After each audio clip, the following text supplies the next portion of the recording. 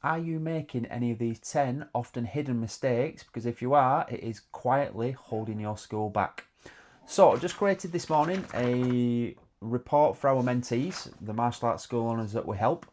So I thought it'd be useful for anybody watching, obviously, this video, to just have a little bit of an insight. So really, get your notepad out or your laptop, whatever it is, and start making some notes. So the first one, treating your school like a hobby and not like a business.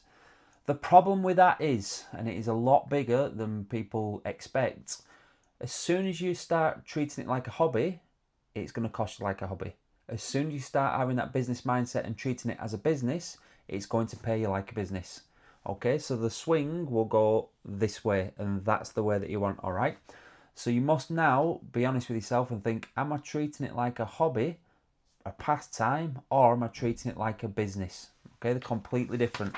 Number two, doing 99% of the work yourself. Now, most martial arts school owners, in fact all of them that I speak to, it's their baby. And I get that, I understand it, okay? They've often built it up from no students to 100 students, 150, 200, 300 students, whatever it is. So they always want to have a little bit of an involvement in every area. But the thing with that is you need to be focusing on tasks that are moving the needle the most, all right? So of course, when you do it, I'm sure it's going to be the best it can be. And a lot of my mentees, and again, I agree with them, none of my team are going to do it as well as I can do it. But so long as they can do it to a GE standard, that good enough standard, then it frees you up to focus more on the high value task. And the high value tasks will always be, and again, underline this, number one, attracting a student, and number two, keeping them underlined forever or as long as possible. That's it. Everything else is additional. So the two things there that you need to understand. Number three on this, operating without a marketing calendar. Now, if at the moment you're relying on word of mouth, okay, or referrals, bring a friend type of things, of course you're going to get a tiny trickle of inquiries and a tiny trickle of enrollments. However, if you're just, whimsical about what's going on to generate traffic into your school, to generate leads into your school, then I can tell exactly where your school's heading, okay? It will remain stagnant. You might have a little bit of a peak, it might dip a little bit, but it will often remain over a 12-month period like this. And again, there's only two directions in life, okay? So it's either expansion or contraction. There is no plateau bit, okay? So definitely there, the problem with not having a clear marketing calendar is you don't know how many leads are expected this week or how many leads / inquiries are expected this month, because you don't know how many had the month before, you don't know the marketing calendar and so on. And as a result, you therefore don't know, haven't got a clear idea as to how many enrollments you're likely to have that month. So therefore, when it comes to forecasting, you don't really know where you're going to be in 6, 9, 12 months down the line. What's the fourth one? Fourth one, not religiously and obsessively tracking stats. Stats are super important, powerful metrics for your business. So the problem is, if you're not tracking stats every single day, I'm not talking about, well, sometimes you look at them every fortnight, sometimes look at them every single day. They need to be tracked in order to get a clear picture. If you're not tracking your stats, you don't know whereabouts your school is going. You might think, okay, and again, I fell into this trap 15 years ago and so on. You're a fantastic instructor, which I'm sure you are. Your team are very good because they've been taught by you. I'm sure they are. However, the stats don't lie. Again, pull it back to any type of competition, all right? The people that win, if it's, whatever type of sport, they're always the ones that come first. Definitely if it's a table type of things, the ones that have gained the most points and that type of stuff, okay? So imagine if there was no track, there was no record of, how many times they've competed, how many times they've won, how many times they've lost, and so on. The same is true in your business. You need to be obsessively tracking stats. And again, just a quick one before I go off on this. You must be tracking number of leads, number of inquiries, number of first lessons booked, number of first lessons attended, number of second lessons attended, number of enrollment conference, how much in initial investments, sometimes incorrectly called joining fees. Never use the word fees. Okay, bad terminology. Then how many enrollments today, how many ex-members, and at the end of the day, what is our net enrollment? Is it a plus figure or is it a minus figure? Okay, so you must make sure you're religiously tracking stats. Number 5 already, having no defined, clear intro enrolment process. So the school owners that we're lucky enough to work with, the more honest they are with us, the better, because that's the way we can really help them. Lots of school owners don't have a clear intro process. So I should be able to speak to one of your team and they should be able to clearly tell me, this is what happens when inquiry comes in, this is what gets sent to them, this is how it gets sent, this is when ideally we'd like to get them booked in, this is how the first lesson goes, this is how the end of the first lesson goes, so we can get sure we know when they're coming in for the second lesson.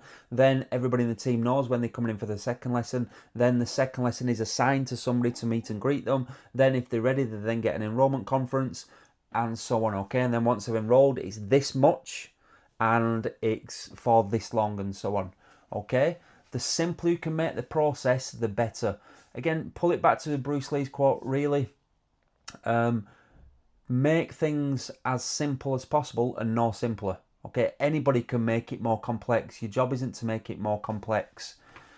Now, bear with me because the doorbell might ring in a minute, but never mind. Okay, this is these things happen, don't they?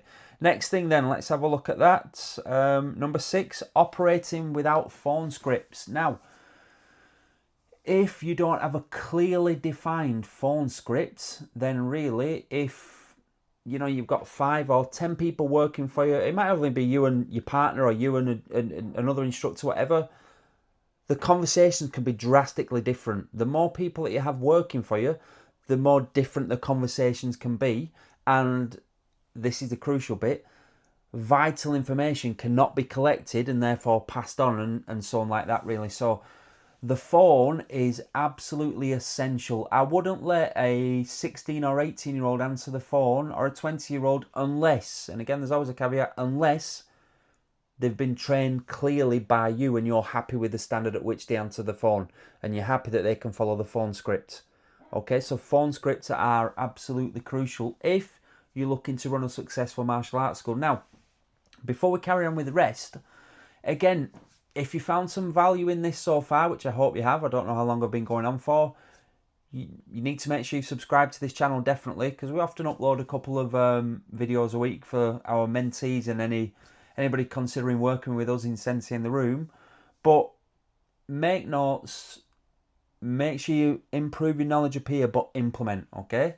Implement as much as you can. However, understand that without structured, organised mentorship, there's only going to be so far that you can go. All right, let's carry on then. So that was number 6. Number 7, not tracking attendance properly.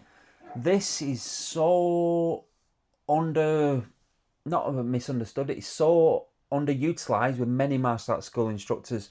Lots of people, I made this mistake probably about 2010, 11, 12, invested in this fancy CRM system that was going to do X, Y, and Z, and it did all this, printed out class registers and all that.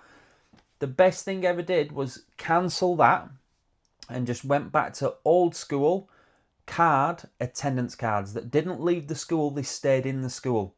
Okay? Now again, I'm not going to go into the full intricacies and nuances of attendance cards, but attendance cards will tell you so much about your school and your attendance and who's flagging, who's remaining constant, and the ones that are flagging are the ones that end up dropping out. So the attendance cards there, you should be tracking each and every week the active count you've got in that school. That means not how many you've got on your members' records, how many you've got on your spreadsheet. It means how many students have been into our school this week. You might have 300 students on your members' records, but only 220 have been in. Where's the other 80? So, of course, some of them might be ill, some of them might be on holiday, but surely out of all those 80, there's going to be a few there that are flagging, and that is where alarm bells should ring. So tracking attendance is absolutely crucial. Let's have a look here, number 8, teaching only physical skills. Now, most of us got into martial arts because we like the physical aspect of it. Definitely, the younger you started, the more likely it was because of the physical things, not so much of the character development and the personal development and the philosophical side of it and how it improves your life. Most of the time it is to be able to kick and punch or do whatever it is that the martial art entails, really. But if you're only teaching physical skills, you're doing your students a disservice and you're limiting how much you can charge based on the value that you bring. Okay? So again, if you're watching this, you're already 99% ahead of most of the instructors out there because you spent time to watch this video. But if you're only teaching physical skills, you're not teaching them all the rest of the stuff. So for instance, now the books here behind, I'm not saying you're going to start teaching them every single one of those, but you would be teaching them stuff like, what have we got up here? That's a good one to maybe cover. Possibly you're going to start teaching them maybe about atomic habits. Again, other things, let's have a look here. Let's have a look at that one. 80-20 principle. Now, let's not misunderstand this. I'm not saying that you've got a 7-year-old and suddenly you're going to give them that and say, right, have it read all for next week. No, not at all. It's little snippets from those books that are going to help improve the perceived value of your program rather than just physical skills. This was only supposed to be a short video. Number 9, failing to position the black belt journey properly. Now, if I was to say to you, and you be honest now because I think I know the answer to this, I will return all the money to you that you've paid in lesson fees, subs, whatever you want to call it, memberships, license, insurance, any competitions that you've been to, including if you've ever travelled abroad, your airfare, hotels, anything like that, any expense, your equipment you bought, anything, however much it cost, 3,000, 5,000, 10,000, 15,000, 20,000, whatever, I would return all that money back to you if you never took up martial arts and you never received the benefits that you've currently got in your life. How many of you would say, yes, well, that's a deal, or no, not a chance? Because I know that I wouldn't do that at all, because I know it's made me a much stronger person, a more educated person, a person with a wider outlook, and a person that wants to continually invest in themselves.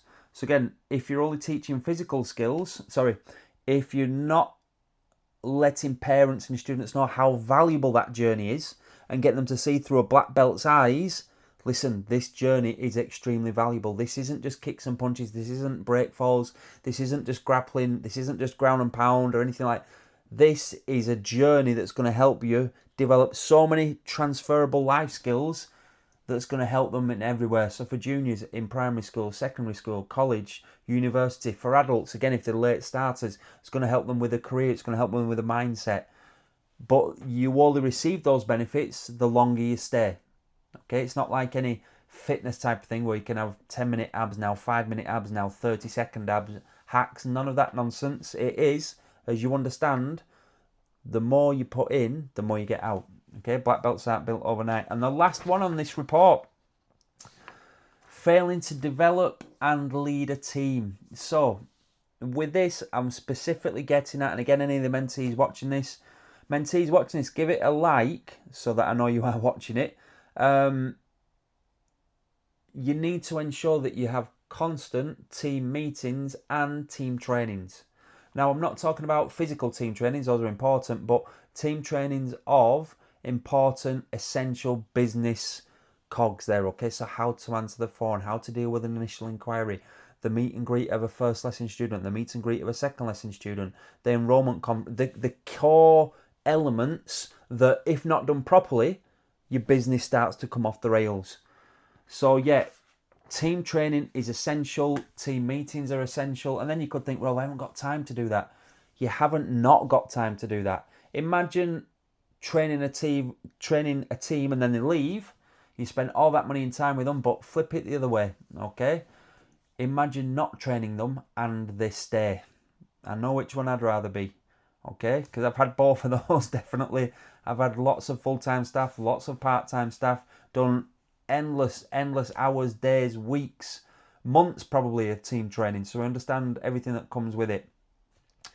So listen, if you've watched this till the end, congratulations. I hope you found some value in it. Rewatch it again, make some more notes. I know I jump around a little bit. It's just a subject that I know inside and out and I'm very passionate about. If you've never watched any of this material before, have a look through the other videos. Maybe even invest in a copy of my book. It's on Amazon. How to Build a Highly Profitable Martial Arts School. I don't know, is it $12.99 on there? $13.99? I don't know, something like that. Check out some of the blogs. But that's all good. But what you really need to do is take action and go onto the website and have a look at the Black Belt Mastery Pathway and then book your school evaluation.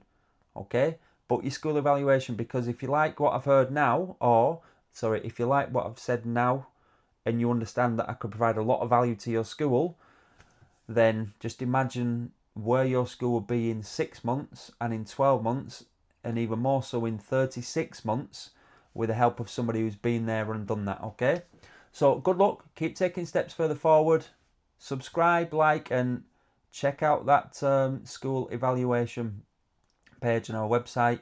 The website is either dervishdervish.com, or depending on when you're watching this, senseiintheroom.com. Either way, it'll take you to the same place, dervishdervish.com or senseiintheroom.com. Good luck, I hope you found some value. Keep investing in this black belt mindset. All the best.